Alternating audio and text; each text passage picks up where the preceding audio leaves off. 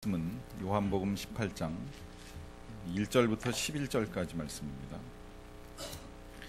요한복음 18장 1절부터 11절까지 말씀은 신약성경 178면에 있습니다. 이 계시의 말씀을 제가 받들어 읽어드릴 때 살아계신 하나님의 음성을 들으실 수 있기를 바랍니다. 예수께서 이 말씀을 하시고 제자들과 함께 기드론 시내 건너편으로 나가시니 그곳에 동산이 있는데 제자들과 함께 들어가시니라. 그것은 가끔 예수께서 제자들과 모이시는 곳이므로 예수를 파는 유다도 그곳을 알더라.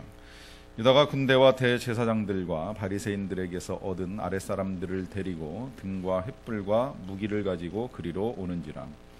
예수께서 그 당할 일을 다 아시고 나아가 이르시되 너희가 누구를 찾느냐. 대답하되 나사렛 예수라 하거늘 이르시되 내가 그니라 하시니라. 그를 파는 유다도 그들과 함께 섰더라. 예수께서 그들에게 내가 그니라 하실 때에 그들이 물러가서 땅에 엎드러 지는지라. 이에 다시 누구를 찾느냐고 물으신데 그들이 말하되 나사렛 예수라 하거늘 예수께서 대답하시되 너희에게 내가 그니라 하였으니 나를 찾거든 이 사람들이 가는 것은 용납하라 하시니 이는 아버지께서 내게 주신 자 중에서 하나도 잃지 아니하였사옵나이다 하신 말씀을 응하게 하려 함이로라. 이에 시몬 베드로가 칼을 가졌는데 그것을 빼어 대제사장의 종을 쳐서 오른편 귀를 베어버리니 그 종의 이름은 말고라. 예수께서 베드로더러 이르시되 칼을 칼집에 꽂으라. 아버지께서 주신 잔을 내가 마시지 아니하겠느냐 하시니라. 아멘. 성경에는 나오지 않지만 이스라엘 민화 가운데 전해지는 이야기입니다. 어느 날 아브라함이 저녁 시간에 자신이 거처하는 장막 앞에 나가 앉아 쉬고 있었습니다. 그때 저 멀리에서 한 80세 정도 돼 보이는 노인 한 분이 가까이 다가왔습니다. 피곤한 표정을 하고 남루한 옷차림에 거지 모습을 한 이 노인이 와서 아브라함에게 묻습니다. 오늘 하룻밤 댁에서 잠시 머물다 갈 수 있겠습니까? 아브라함은 하나님의 사람답게 기꺼이 허락을 했고요. 그 노인을 모시고 들어가서 발도 깨끗하게 잘 씻겨 드렸습니다. 그리고 정성껏 식사를 준비해서 드시라고 대접을 했습니다. 그때 이 노인이 기도를 하지 않고 식사하는 모습을 보면서 아브라함이 질문을 합니다. 귀하게 식사를 하시려면 저희 집에 오셨으니까 하나님께 기도를 드리시고 식사를 하셨으면 좋겠습니다. 그때 노인이 대답을 합니다. 하나님이라고요? 저에게는 이 음식이 하나님입니다. 이 말에 아브라함이 화가 나서 당신 같은 사람을 우리 집에 머물게 할 수 없으니 당장 나가라고 하면서 그 노인을 쫓아냈습니다. 그리고 그 밤에 이제 잠이 들었는데 하나님께서 찾아오셨습니다. 찾아오신 하나님이 아브라함에게 질문을 합니다. 너희 집에 오늘 낮에 다녀간 사람이 있지 아니하냐? 예, 있습니다. 네가 그를 쫓아냈느냐? 예, 쫓아냈습니다. 왜 쫓아냈느냐? 하나님도 보시지 않았습니까? 그 노인이 감히 우리가 먹는 음식을 가지고 하나님이라고 하기에 도저히 참을 수가 없어서 쫓아냈습니다. 그때 하나님께서 아브라함에게 이렇게 말씀하십니다. 나는 그 노인을 80년 동안 참았는데 너는 한순간, 한시간도 참을 수가 없더냐 하시는 말씀이었습니다. 우리가 사랑을 표현하는 방식은 여러 가지인데요. 한순간 불쌍한 사람, 힘든 사람을 도와주는 일을 할 수 있습니다. 또 한순간 호의를 베푸는 일을 할 수 있습니다. 이것 또한 사랑의 하나의 표현이라고 할 수 있습니다. 그런데 어떤 한 사람에 대해서 어떤 한 일에 대하여서 오랜 시간, 긴 시간을 참는다는 건 결코 쉬운 일은 분명히 아닙니다. 제가 가끔 그런 말씀을 드립니다. 며느리 모시고 사는 며느리보다 일순간 찾아와서 귀한 선물 전해주고 가는 며느리, 시어머니 입장에서는 자신을 사랑한다라고 느낄 수 있습니다. 귀한 것, 좋은 것 가지고 와서 쓰시라고 드시라고 하는 그 며느리의 사랑을 싫어할 부모는 없다고 생각을 합니다. 하지만 그보다도 훨씬 더 귀한 사랑은 정말 오랫동안 함께 살면서 섬겨주는 일을 하는 사랑입니다. 섬겨주지 못한다고 할지라도 함께 사는 그것만으로도 참고 있는 그 자체가 훨씬 더 귀한 사랑이라고 하는 것입니다. 우리가 자녀에게 사랑을 베풀 때에도요, 자녀를 도와주고 자녀를 위해서 뭘 만들어주고 하는 이런 것도 물론 사랑입니다마는 자녀에게 있어서 용납하기 힘든 모습들을 받아들이고 그것을 참고 견디는 것이 쉽지 않습니다. 이 감리교회 창시자인 요한 웨슬리의 어머니가 인정을 받는 이유가 있습니다. 요한 웨슬리의 어머니는 자식을 가르치는 데 있어서 자식이 똑같은 질문을 수십 번 하든지 혹은 똑같은 문제를 풀지 못하여서 수십 번 그 일을 반복한다 할지라도 한 번도 화를 낸 적이 없다라고 하는 것입니다. 남편이 옆에서 보기에도 답답하다 싶어가지고 어떻게 그렇게 당신은 그 똑같은 문제를 가지고 20번씩이나 틀리고 있는 저 아이를 늘 똑같은 방식으로 그렇게 가르쳐 주느냐라고 하는 질문을 했을 때 이 어머니의 대답이 아주 기가 막힙니다. 내가 만약에 19번째 포기를 하였다라고 하면 저 아이는 그 문제를 영영 풀 수 없습니다. 그러나 마지막 20번째 한 번 더 도와주었기 때문에 그 아이는 그 문제를 풀 수 있는 능력을 가지게 되었습니다. 참는다라고 하는 것이 그만큼 중요하다라고 하는 것을 의미하겠지요. 우리를 위하여 이 땅에 오셨다라고 하는 우리 예수님께서 이 땅에 오셔서 능력을 통해서 그 사랑을 보여주셨습니다. 그런데 그 사랑, 그 능력을 통해서 보여주신 사랑을 생각해 보면 예수님이 이 땅에 계시는 동안에 한 2, 3년 정도 능력 행하시고 떠나신 거 아닌가? 그 능력이 정말 우리에게 오늘날에도 임하고 있는가? 어쩌면 예수님은 떠나셨기 때문에 우리는 그 능력을 경험하지 못하고 살아가는 것은 아닌가 하는 의문이 들 수도 있습니다. 오히려 우리는 그 능력으로부터 멀어졌기 때문에 하나님으로부터 버려진 인생을 살아가는 것은 아닌가라고 하는 의문이 들 수도 있는데요. 이러한 질문에 대한 답을 먼저는 요한복음 13장 1절에서 찾아봅니다. 요한복음 13장 1절에서는 이렇게 말씀합니다. 유월절 전에 예수께서 자기가 세상을 떠나 아버지께로 돌아가실 때가 이른 줄을 아시고 세상에 있는 자기 사람들을 사랑하시되 끝까지 사랑하시니라. 세상에 있는 자기 사람들을 사랑하시는데 끝까지 사랑하신다고 말씀하세요. 자, 그렇다면 이제 여기서 자기의 사람들은 과연 누구이고 또 끝까지 사랑하시는 것은 어떻게 사랑하시는 것인가라고 하는 것을 생각을 해볼 필요가 있습니다. 예수님은 이제 돌아가실 때가 임박하신 줄로 아시고 제자들과 함께 마지막으로 만찬을 하셨지요. 그리고 만찬 식사가 끝나고 난 다음에는 제자들의 발을 하나하나 다 씻겨 주셨습니다. 그리고 이제 마지막으로 요한복음 14장에서 16장까지 걸쳐서 귀한 말씀을 유언처럼 전해 주셨습니다. 그리고 이제 17장에서는 마지막으로 제자들을 위해서 축복 기도를 해 주셨고요. 이제 그러고 난 다음에 오늘 18장에서 보시게 되면 예수님은 겟세마네 동산으로 기도하러 올라가십니다. 이 기도가 끝나고 난 다음에 예수님을 잡으러 나온 사람들이 있습니다. 가룟 유다와 함께 이 바리새인들과 대제사장들이 보낸 여러 군병들이 예수님을 잡으러 나왔습니다. 그들을 마주치게 된 예수님은 그들에게 먼저 질문하셨습니다. 너희가 누구를 찾느냐? 대답하지요. 나사렛 예수니라. 내가 그니라 대답을 하셨습니다. 그 대답과 동시에 이 사람들이 물러가서 땅에 엎드리는 일을 하게 되었습니다. 이건 우리가 조금 이해해야 될 필요가 있는데요. 이때까지도 예수님의 권세와 능력이 흔들림이 없었다는 것을 보여주는 겁니다. 그러니까 예수님이 대답 한마디 그냥 내가 예수다, 내가 그니라라고 하는 이 한 말씀에 벌써 그들은 놀라고 두려운 마음에 물러가고 땅에 엎드려지는 일을 하게 되는 것입니다.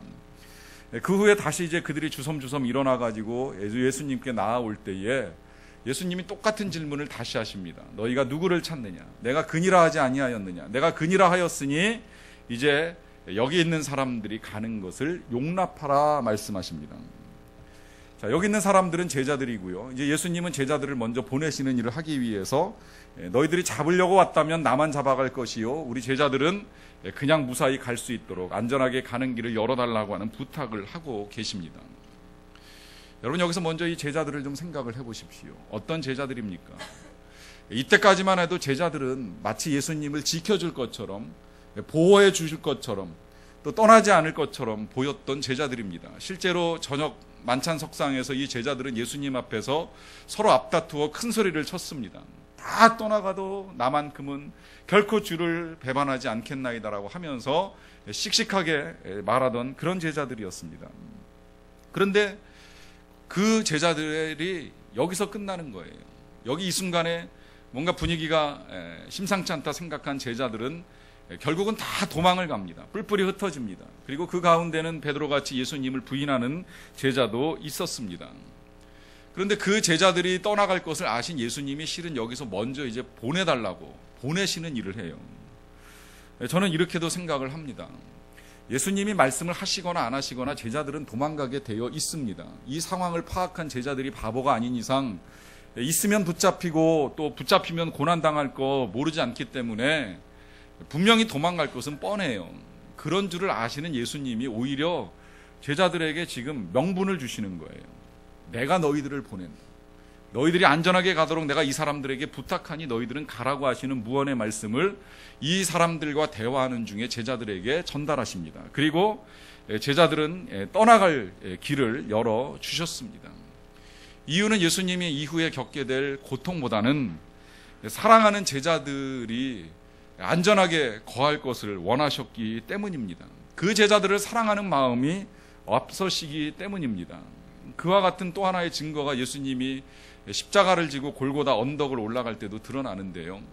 예수님이 그 십자가를 지고 골고다 언덕을 올라갈 때 따라오는 여인들이 있습니다. 여인들이 쫓아오면서 예수님의 고난당하는 모습을 보면서 웁니다. 눈물을 흘립니다. 그 우는 모습을 보신 예수님께서 뒤돌아서 하신 말씀이 있습니다.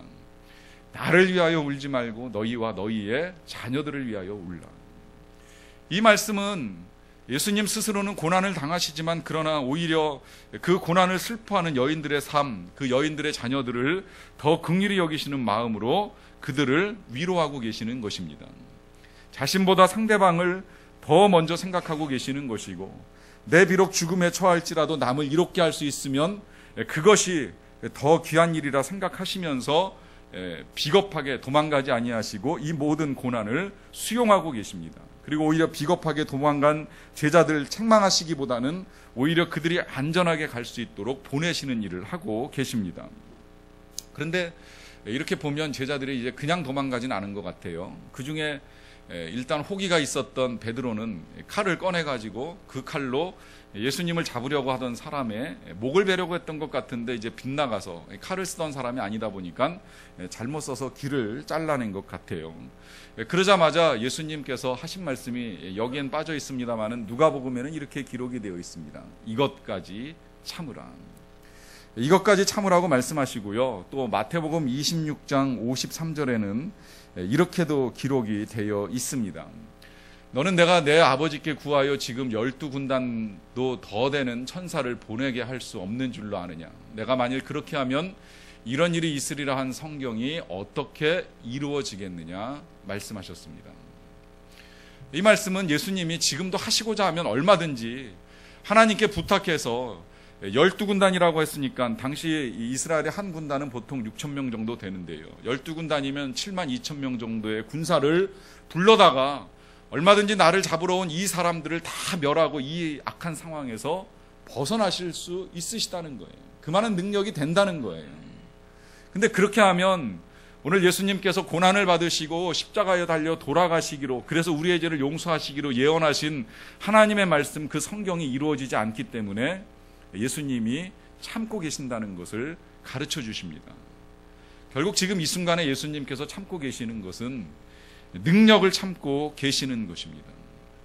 예수님이 이렇게 지금 붙잡혀 가시는 것은 무능해서가 아니라, 불가피하게 잡혀가시는 것이 아니라 자원적으로 고난을 당하신다는 거예요. 능력이 있지만 그 능력을 내려놓고 고난당하기를 기꺼이 수용하신다라고 하는 것입니다. 여러분, 사람이 참는 것도요, 능력이 없어서 참는 것하고 능력을 가지고 있으니까 능력을 가지고 있음에도 불구하고 참는 것은 전혀 다르지요. 무능해서 참는 건 실은 참는 것이 아닙니다. 그러나 능력이 있음에도 불구하고 참는 것은 그야말로 그 참는 것 속에 사랑이 담겨 있기 때문입니다. 그렇게 보면 예수님이 참으신 것은 능력 가운데 참으셨는데 그 참으심의 능력이 오늘 특별하게 이 예수님을 잡으러 온 사람을 향하여 나타나는 것을 보게 됩니다. 이 사람 보면은요, 지금 제자도 아니고 예수님에게 배운 사람도 아니고 예수님을 따르던 사람도 아닙니다. 그런데 이 사람의 귀가 베드로에 의해서 잘려서 나가니까 예수님이 그 순간에 또다시 그 사람의 잘린 귀를 주워다가 그 사람의 귀 있던 자리에 붙여주는 일을 하십니다. 이 순간에도 지금 예수님이 능력이 없지 않다는 걸 선명하게 보여주고 계시는 거예요. 예수님 고쳐주실 수 있는 능력이 있습니다. 작은 능력이지만 사실 작은 능력이 아니지요. 제가 그 지난 주간에 잠깐 손가락을 베가지고 이제 손가락을 이제 다쳐가지고 병원에 가서 한 10바늘 정도 이렇게 꼬매고 왔는데요. 굉장히 작은 상처지만 아픕니다. 아픈 상황에서 이제 제가 그런 기도 드렸어요. 이 손도 좀 빨리 났으면 좋겠습니다 하는 기도를 드렸는데요. 자, 병원에 가보니까 의사도 그래요. 아무리 빨라도 한 열흘은 걸릴 겁니다. 그래요. 이렇게 작은 상처도 고통을 가져다 주고 그것이 치료되는데도 열흘 이상의 시간이 걸리는데, 그런데 예수님은 지금 자기를 잡으러 온 군사의 귀가 잘려나간 것을 보시고 그가 고통당할 것을 아시고 그 귀를 고쳐주는 능력을 발휘해 주십니다. 무능하지 않다라고 하는 걸 분명하게 드러내시는 일이기는 하시는데, 그 드러내는 능력을 받는 사람은 결코 예수님에게 호의적인 사람이 아닙니다. 제자도 아니고 배운 사람도 아니고 가르침을 받은 사람도 아니고 따르던 사람도 아닙니다. 그냥 로마의 한 군병이었을 가능성이 높습니다. 명령을 수행하는 적군에 불과합니다. 그리고 예수님을 잡기 위해서 칼과 몽치 같은 도구들을 가지고 있습니다. 그런 사람까지도 예수님이 지금 고쳐주고 계십니다. 왜 그럴까요? 예수님은 이 자신을 괴롭히는 사람의 무지함까지라도 다 참아내시고 계시는 것을 보여주고 계십니다. 결국은 이 일에 감동이 되어서 이 사람은 이제 구원을 받았으리라고 확신을 합니다. 제가 이렇게 이제 확신하는 이유는 항상 성경에는 구원받은 사람과 구원받지 못한 사람의 특징이 드러나는데, 그것은 그의 이름이 성경에 이제 남았느냐 남지 않느냐 하였느냐로 이제 분별이 됩니다. 예를 들면 그 구레네 사람 시몬이라든지 아리마대 사람 요셉이라든지 하는 사람들의 이름이 다 그대로 남은 것은 예수님이 부활하시고 난 다음에 그 사람들이 교회 공동체에 들어와서 예수님을 따르는 제자들이 되었기 때문이에요. 아마 이 군병도 이 순간에 감동을 받았겠지요. 자기는 잡으러 왔는데 자기에게 잡힐 예수님이 자기를 고쳐주시는 모습을 보면서 놀랐을 것입니다. 그리고 그가 후일에 부활 소식을 듣고 예수님을 따랐기 때문에 그의 이름이 오늘 말고라고 하는 이름으로 성경에 선명하게 기록이 되어 있습니다. 이 사람을 위하여서 예수님은 또 참으시고 그를 고쳐주는 일까지 하시는 모습을 보게 됩니다. 이것보다도 예수님이 더 어려운 상황을 참으신 것은 바로 이제 이 예수님이 겪게 된 이 모든 상황들의 부당함이라고 할 수 있습니다. 아시다시피 우리 예수님은 무죄입니다.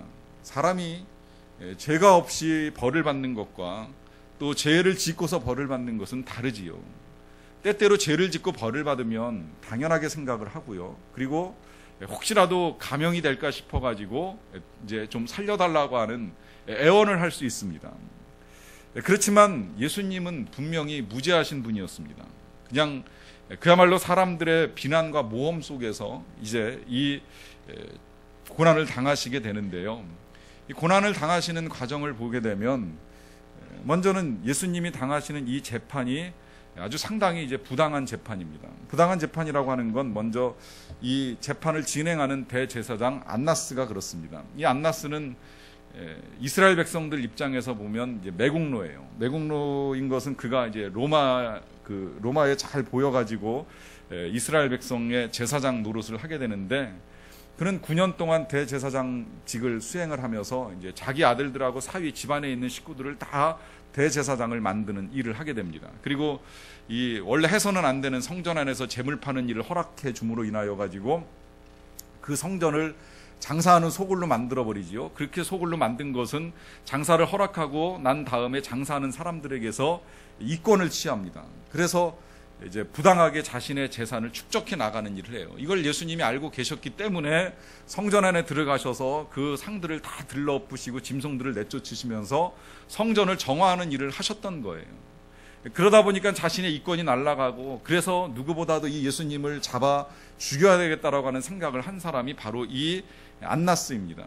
그런데 9년째 되던 해에 무슨 일인지는 이제 정확하게 알려져 있지 않지만 그가 로마에 의해서 제사장직을 면직당하게 됩니다. 그럼에도 불구하고 이제 그의 사위였던 가야바가 그의 뒤를 잇기 때문에 그는 마쿠에서 권력을 행사하는 사람이 되었어요. 그러다 보니까 제사장의 권한이 없음에도 불구하고 예수님을 불러다가 심판하는 일을 하게 됩니다. 그것도 밤에 불러다가 신문을 해요.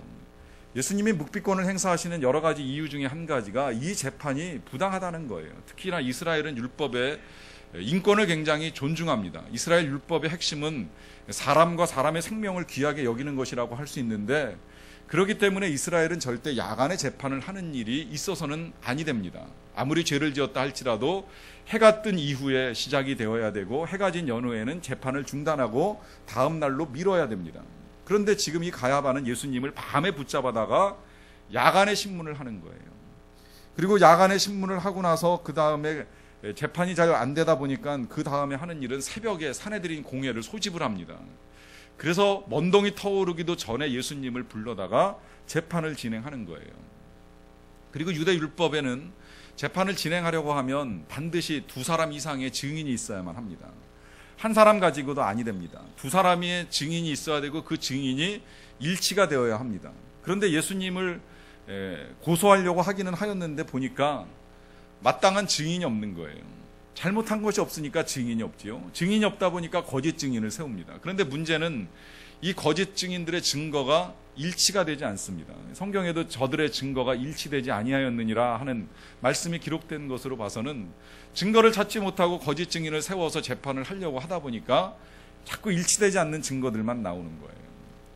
하다 안 되니까 이 가야바가 어떤 방법을 취하느냐 하면 예수님 스스로 증거케 하는 일을 만들어버리게 됩니다. 이것 또한 원래 부당한 재판 방식인데요. 이스라엘은 원래 직접 신문하는 일이 있어서는 아니 됩니다. 증인의 증거가 없는 한 절대 혐의가 있는 이 피고를 죄인으로 몰아갈 수는 없습니다. 그럼에도 불구하고 이제 이 사람들이 예수님에게 혐의를 뒤집어 씌우기 위해서 직접 신문을 하는 일을 하게 돼요. 그러니까 이런 거예요. 살인죄를 저지른 사람이 있는데 증거를 찾지 못하니까 내 생각에는 네가 살인을 저지른 게 틀림없으니까 그냥 너 스스로 인정하라 하는 식의 재판을 지금 진행하고 있는 겁니다. 그래서 이제 직접 신문을 하게 되는데 그 신문을 통해서 나타나는 질문이 바로 이거예요. 네가 하나님의 아들이냐? 네가 하나님의 아들이냐? 이 질문에 예수님은 대답을 하셔야 되는데 문제는 이 질문이 이제 예수님의 입장에서는 진리와의 싸움입니다. 네가 하나님의 아들이냐라고 하는 이 질문 앞에 아니라고 대답하면 진리를 부정하는 일이 되고요. 그렇다라고 대답을 하면 이제 그들이 원했던 답이 나오는 겁니다. 그것은 예수님이 신성을 모독했다라고 하는 것이지요. 그래서 질문 받자마자 예수님이 이렇게 대답을 하셨습니다. 네가 말하였도다. 그리고 장차 인자가 하늘의 권세와 영광을 가지고 이 땅에 임하는 것을 보게 될 것이다 라고 하면서 분명하게 진리를 선포합니다. 그리고 그 진리를 선포하시자마자 이제 재판을 진행했던 이 안나스와 가야바는 신성 모독죄를 적용해가지고 예수님에게 사형을 선고합니다. 그리고 군중들에게 예수님에게 폭력을 가할 것을 명합니다. 이 모든 과정이 다 부당하게 진행된 거예요. 야간에 재판을 진행한 것도 부당하고요. 약식으로 처리한 것도 부당하고요. 증인 없이 재판을 진행한 것도 부당하고요. 또 유도신문을 통해 가지고 이 스스로 고백한 것도 부당하고요. 그리고 아직 이런 재판이 진행됐다 할지라도 로마 총독 빌라도의 판결이 내려져야 되는데 그 판결이 내려지기도 전에 폭력을 행사한 이 모든 것들이 다 부당하게 진행된 것입니다. 그런데 그럼에도 불구하고 예수님께서는 절대 억울함을 호소하거나 혹은 이것이 잘못되었다고 항거하지 않으셨습니다. 이런 모든 상황들을 다 참으시는 과정 중에 필요한 사람 고쳐주시는 일까지 하고 계십니다. 사실 여기서만 끝나는 것이 아니라 이 참으시는 예수님의 사랑이 절정을 이루는 것은 십자가 위에서라고 볼 수 있겠는데요. 십자가에 달리셨을 때 2명의 강도가 양옆에 있었지요. 한 강도가 예수님을 조롱합니다. 네가 그리스도라고 하지 않았느냐? 그러면 너와 우리를 한번 구원해봐라. 그러자 한 옆에 있는 강도가 그 강도를 꾸짖으면서 이야기를 하죠. 그리스도시여 당신이 아버지의 나라에 임하시게 될 때 나를 기억하옵소서. 이 말씀에 이 말에 이제 예수님께서는 네가 오늘 밤에 나와 함께 낙원에 있으리라고 하는 선포를 통해서 그 죄인을 용서하시고 주님과 함께 천국에 갈 것을 약속해 주셨습니다. 이 일을 통하여 예수님이 보여주시는 것은 마지막 순간까지라도 한 영혼이라도 더 살릴 수만 있다면 그에게 긍휼과 자비를 베푸시고 그의 모든 죄를 다 용서하시고 그를 거두시는 참된 사랑을 보여주십니다. 그러하기 때문에 오늘 예수님을 잡으러 온 이 사람들 앞에서도 이것까지 참으라고 말씀하시면서 그 이유를 드러내 주시는데요. 오늘 말씀 11절에서 베드로에게 예수님께서 하시는 말씀입니다. 예수께서 베드로더러 이르시되 칼을 칼집에 꽂으라. 아버지께서 주신 잔을 내가 마시지 아니하겠느냐. 칼을 칼집에 꽂으라고 하는 이 말씀 자체가 참으라고 하시는 말씀, 또 참겠다고 하시는 말씀이지요. 칼은 얼마든지 싸울 수 있고 상황을 바꿀 수 있는 도구이지만 그걸 칼집으로 집어넣는 것은 참겠다라고 하는 의지의 표현이시고 또 참아야 된다라고 제자들에게 말씀하고 계시는 것입니다. 그리고 그 이유를 설명하시는데 그 이유를 이렇게 말씀하십니다. 아버지께서 주신 잔을 내가 마시지 아니하겠느냐. 결국 예수님께서는 지금 이제 이후로 겪게 될 모든 고난, 그 모든 것들을 일컬어서 아버지께서 내게 주시는 잔이라고 말씀하십니다. 근데 사실 이 잔이 결코 쉬운 잔이 아닙니다. 마시기 힘든 잔입니다. 같이 마시겠다라고 하는 제자들에게는 그렇게 말씀하셨잖아요. 너희가 내가 마시는 잔을 함께 마실 수 있겠느냐. 그러시면서 제자들은 다 갈 수 있도록 길을 열어주셨습니다. 도망가고 피하라고 말씀하셨어요. 그리고 이 잔을 마시는 게 너무나도 힘들어서 예수님은 이 잔이 임하기 전에 먼저 겟세마네 동산에 올라가서 긴 시간 동안 기도하십니다. 반복적으로 기도하십니다. 땀방울이 핏방울처럼 변할 정도로 진액을 다 쏟아 놓으시면서 기도하십니다. 아버지여 이 잔을 내게서 옮기시옵소서. 그만큼 힘들다는 것을 의미하지요. 그러나 한편 또한 그러면서도 이렇게 기도하셨잖아요. 그러나 내 원대로 마옵시고 아버지의 원대로 하시기를 원하나이다. 아버지의 뜻이 이루어지기를 원합니다라고 하는 고백을 통해서 결국은 이 잔을 받으십니다. 그 아버지의 원대로 되기를 원하옵나이다라고 하는 고백 속에 하나님을 향한 사랑이 있습니다. 그리고 우리들을 향한 사랑이 그대로 묻어납니다. 하나님을 사랑하시기 때문에, 그리고 우리들을 너무나도 사랑하시기 때문에 비록 이 잔이 쓴 잔이고 마시기 힘든 잔이지만 내가 이 잔을 마시지 아니하겠느냐라고 하시면서 그 잔을 기꺼이 수용하고 참으시는 예수님의 모습을 보여줍니다. 그래서 오카노 목사님께서는 이렇게 말씀하십니다. 다 할 수 있음에도 불구하고 주님은 자기의 능력과 권세를 사용하지 않으셨습니다. 불러올 수 있는 천사도 동원하지 않으셨습니다. 하나님께서 자기에게 명령하신 죽음이기 때문에 우리를 사랑하시는 그 사랑의 가슴이 너무 뜨거웠기 때문에 우리를 살리고자 주님은 기꺼이 그 잔을 마시기로 결정하셨습니다. 그렇게 예수님은 그 잔을 마신 것입니다. 그리고 마시고 나서 이제는 우리들을 향하여 이렇게 말씀하고 계십니다. 내가 이 잔을 마신 것, 힘들어도 괜찮고 아파도 괜찮고 괴로워도 괜찮아. 그저 너 한 명 살릴 수만 있으면, 살려 천국으로 인도할 수만 있다면, 그 천국에서 너희들이 행복한 나날들을 영원히 보낼 수만 있다면 내가 당하는 이 고난 아무것도 아니야, 괜찮아 말씀하시면서 그 고난을 수용하신 것입니다. 결국 주님이 이 모든 것들을 참으신 것은 우리들 때문입니다. 그런데 그런 주님의 고난에 비하면 우리가 살아가는 모습은 과연 어떨까요? 우리는 조금만 부당한 일을 겪으면 억울하다 말합니다. 쉽게 화를 내는 일도 있습니다.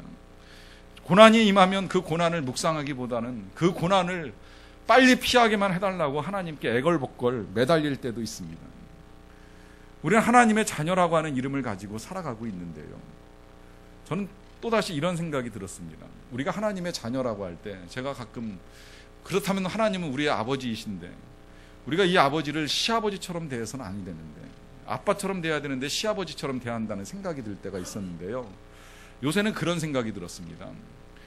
우리가 하나님을 아버지라고 생각하고 우리가 하나님의 자녀인데 마치 우리가 하나님을 대하는 모습은 이 사춘기 자녀, 특히 그것도 이제 사춘기 아들이 그 아버지를 대하는 태도하고 똑같지 않은가라고 하는 생각이 드는 겁니다. 사춘기 아들, 물론 다 그렇진 않겠습니다만은 사춘기가 심하게 온 이 아들들은 아버지를 대할 때 그렇게 대해요. 아버지 용돈이나 주세요. 용돈이나 좀 팍팍 주세요. 넉넉하게 주세요. 쓸 만큼 주세요. 그러고 제발 잔소리 좀 하지 마세요. 귀찮게 하지 마세요.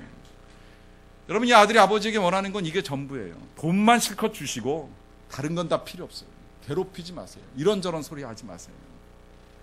이게 아들이 아버지를 대하는 태도입니다. 그런데 실상 그 모습이 우리가 하나님을 대하는 태도처럼 보이는 거예요. 내가 그렇게 하나님을 대하고 있다는 거예요. 그런데 그런 나를 하나님이 참으시고 계시다라고 하는 사실이 놀랍습니다. 저도 근간에 역대기 묵상을 하면서 다시 또 의문을 가진 게 있습니다. 하나님이 솔로몬을 사랑하시는데 정말 질투가 날 정도로 사랑을 하십니다. 솔로몬에게는 정말 다 주셨어요. 그 아버지 다윗 얼마나 훌륭한 아버지입니까? 믿음의 아버지, 그 아버지를 통해서 이 솔로몬이 복을 받는데 어떻게 이렇게 많은 것을 받을 수 있을까 싶을 정도로 풍성한 것을 받아요. 그것을 받아가지고 실컷 누립니다. 그리고 죽을 때 어떻게 죽었는지 성경에 자세하게 나와 있지 않지만 분명한 건 그는 뭐 살해되거나 아니면 뭐 이 모반이나 반역에 의해서 아주 비참하게 세상을 떠난 것 같진 않습니다. 그냥 평안하게 세상을 떠난 것처럼 보여요. 근데 이 솔로몬이 그렇게 많은 것을 받았음에도 불구하고 하나님을 잘 섬겼느냐라고 하면, 물론 처음에는 뭐 성전도 만들고 하면서 굉장히 정성을 기울이는 것 같은데 시간이 지나면서 사람이 변하지요. 하나님이 말을 많이 두지 말라고 했는데 그는 틈만 나고 여유만 있으면 애굽에 가서 계속 말을 사들입니다. 얼마나 말을 많이 사들였는지 마병의 성을 만들고 병거성을 만들고 하면서 그걸 다 둘 수 없어가지고 이곳저곳에 계속 분산해서 배치하는 일을 하게 됩니다. 그리고 애굽에서 말 사오는 게 이제 쉽지 않다 생각을 했는지 그가 가지고 있는 지혜를 이용해가지고 애굽 왕의 공주하고 결혼을 해요. 결혼하고 나니까 수입이 훨씬 더 쉬워졌죠. 그렇게 해서 이방 여인을 불러들이는 일을 하게 됩니다. 불러들이고 나서 이제 부인하고 잘 지내야 되니까 그 여인이 섬기는 우상까지 다 가지고 들어오기 시작을 하는 거예요. 그것이 재미가 들리다 보니까 나중에는 이제 온갖 이방 여인들을 다 불러들여서 아내로 삼고 그 여인들이 가지고 온 우상들을 다 갖다 놓고 섬기는 일들을 그냥 다 허락하고 나라를 엉망진창으로 만들어 갑니다. 하나님이 주신 거에 비하면 그가 저지르는 범죄는 정말 사악한 것들이에요. 그런데 그가 일생을 떠날 때까지 하나님은 그에게 아무런 징계를 행하지 아니하셔요. 그리고 그 모든 징계를 그 다음 아들인 르호보암이 받습니다. 물론 르호보암도 스스로 저지른 죄도 있습니다마는 그의 아버지의 죄가 르호보암에게 임하는 과정을 보면서 하나님에게 이 부당함에 대한 질문이 생긴 거예요. 하나님 솔로몬에게 그렇게 허락하시고 그 나쁜 일을 한 솔로몬에게 왜 징계를 하지 아니하십니까? 하는 질문이 생기는 거죠. 답은 오늘 여기 이 본문 속에 있습니다. 하나님이 솔로몬을 끝까지 참으신 거예요. 하나님은 솔로몬을 사랑하시기로 작정을 하시고 만드셨어요. 그를 사랑하기로 결정을 하시고 나서 다윗의 죽은 아들 대신해서 다윗에게 주셨습니다. 그리고 그를 사랑하시기로 작정하시고 그에게 필요한 모든 것들을 다 채워주셨습니다. 믿음의 부모로부터 세상에서 누릴 수 있는 모든 것들을. 그리고 그가 하나님을 잘 섬기기를 바랬는데 그는 끝내 하나님을 떠났습니다. 떠난 그가 돌아오기를 기다리신 거예요. 참고 또 기다리신 거예요. 그가 생명이 다하는 날까지 하나님은 끝까지 참기로 결정하시고 그 참기로 결정하신 생각을 한 번도 변하신 적이 없습니다. 그래서 그가 죽을 때까지 하나님은 그를 그냥 기다리고만 계셨습니다. 그런 하나님이시기 때문에 제자들이 배신하고 떠나도 돌아올 때까지 또 기다리시고 찾아가서 만나주시고 다시 하자고 말씀하시는 예수님 통해서 그 사랑 보여주셨습니다. 그 사랑은 오늘 우리를 향하여서도 다르지 않습니다. 주님이 우리를 참고 계십니다. 끝까지 참고 계십니다. 돌아오라 말씀하십니다. 다시 돌아와서 사랑의 교제를 나누고 아버지의 품에 안겨 풍성한 은혜를 누리고 참된 안식 누리며 살아갈 것을 말씀하고 계십니다. 이제 우리가 해야 될 것은 그 사랑 가운데 돌아가는 일이고 그 사랑 믿으면서 우리도 주님같이 인내하며 살아가는 것입니다. 같이 기도하는 시간을 갖겠습니다. 여러분, 우린 때때로 우리에게 임한 고난, 우리가 만나는 사람들, 참기 힘들다 생각할 때가 있습니다. 그러나 정말 참을 수 없는 존재는 우리들이고 우리를 참고 계시는 분은 하나님이십니다. 주님은 지난 세월 우리의 수많은 죄, 우리의 허물들을 참고 우리를 용서하셨고 용서받은 이후에 우리의 삶이 달라지지 아니하였사 할지라도, 그럴지라도 주님은 지금도 우리를 참고 계심을 오늘 말씀을 통해서 보여주셨습니다. 그 주님이 먼저는 우리를 부르십니다. 돌아오라고, 다시 내게 나아오라고, 내가 너를 참고 기다리고 있다고, 오면 용서하겠노라고, 그리고 너와 함께 다시 복된 나날들을 만들어 가자고 말씀하고 계십니다. 여러분, 그 주님 앞에 나아가 여러분들의 죄와 허물들을 고백하시고 용서를 구하시고 이제는 주님이 주시는 평안, 주님이 주시는 기쁨을 누리게 해달라고 하는 기도 드리십시오. 그리고 더불어 이런 기도도 드리셨으면 좋겠습니다. 우리가 이 세상을 사는 날 동안에 이제는 정말 주님처럼 참고 견디게 해주십시오. 나보다도 더 힘든 고난을 참으신 주님처럼 우리도 이 세상에서 참아야 될 것들 잘 참아내고 이겨내고, 그래서 영광의 주님을 배움는 그날까지 우리의 믿음이 흔들리지 않고 살아가기를 주님 도와달라고, 주님 힘 주시라고, 주님 성령으로 충만케 달라고 하는 기도 잠시 드리도록 하겠습니다.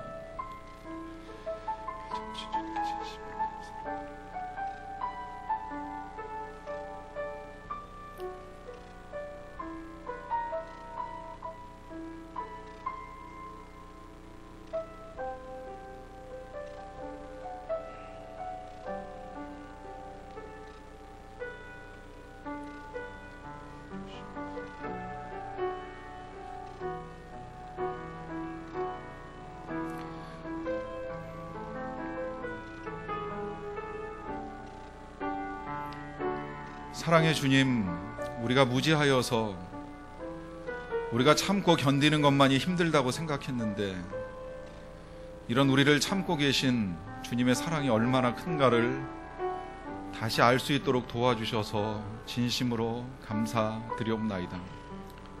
수없이 많은 죄악을 저질러도, 수없이 많이 주님을 떠나도 끝까지 참고 기다리시며 돌아오면 품으시고 안으시고 위로하시고 함께 하시는 주님, 다시 주님을 향하여 손 내밀고 또 우리의 삶 가운데 견디어야 될 것을 이길 만한 힘과 능력 주시기를 간구합니다. 인내하는 믿음을 통하여 천국까지 이룰 수 있게 하여 주시고, 그래서 우리를 참으신 그 크신 사랑의 하나님의 품에 안기는 은혜를 누리게 하여 주시옵소서. 아무리 힘들어도 날 참으신 주님만을 바라보며 그 주님과 함께 이 세상을 이기고 참된 승리의 기쁨을 누릴 수 있는 거룩한 주의 백성들 되게 하여 주시옵소서. 예수님의 이름으로 기도하옵나이다. 아멘.